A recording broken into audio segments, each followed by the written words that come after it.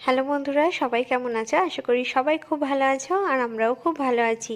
আমার আরও একটা মিনি ব্লগে তোমাদেরকে স্বাগত জানাই। সকাল 8টা মতো বাজে এখন, আর এখন থেকে আমি আমার ব্লগটা স্টার্ট করছি।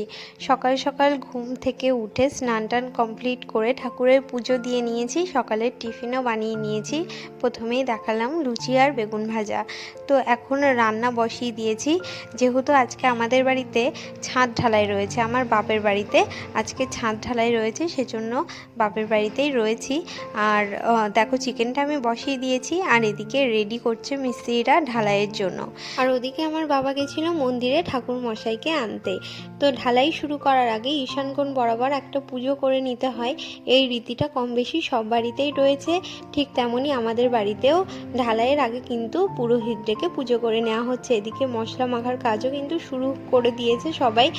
তো পুজোটা এখন হবে, বেশিক্ষণ লাগবে না, খুব কম সময়ের মধ্যেই হয়ে যাবে। তারপর ঢালাইয়ের কাজ শুরু হবে।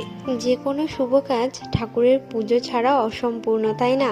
যদি ঠাকুরের পুজো না করা হয় মনটাই যেন খুঁতখুত করে। তো ঠিক তার ব্যতিক্রম আমাদের বাড়ির ক্ষেত্রেও হয়নি, সেজন্য পুরোহিত ডেকে সকাল সকাল পুজোটা আগে সেরে নেওয়া হচ্ছে। তো আমার শ্বশুর বাড়িতে যখন ছাদ ঢালাই হয়েছিল তখনও কিন্তু আমরা একইভাবে ঈশানকোণ বরাবর পুজো করে নিয়েছিলাম। যেহেতু এখনো পর্যন্ত আমাদের সিঁড়ির ঘর হয়নি বা সিঁড়িটা রেডি করা হয়নি, সেজন্য সবাই কিন্তু বাঁশের ভাড়া করে ওঠানামা করছে। তো সেজন্য আমি একদমই সাহস পাইনি বাঁশের ভাড়া দিয়ে উঠতে।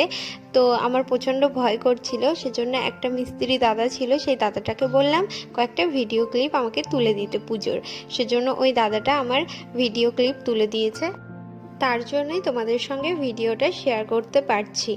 পুজোটা প্রায় শেষের মুখে, পুজোটা শেষ হয়ে গেলেই মিস্ত্রিরা ঢালাইয়ের কাজ শুরু করে দেবে। তো খুব সুন্দর করে পুজো করে দিলেন ঠাকুরমশাই। ওদিকে আমার বাবা প্রণাম করে নিচ্ছে, সবাই নেমে পড়লেই কিন্তু ঢালাইয়ের কাজ শুরু হয়ে যাবে। তো এই ছিল আজকের একটা ছোট্ট মিনি ভ্লগ। ভিডিওটা তোমাদের কেমন লাগলো অবশ্যই কমেন্টে জানিও। সবাই খুব ভালো থেকো, সুস্থ থেকো। দেখা হচ্ছে অন্য কোনো ভ্লগের সঙ্গে।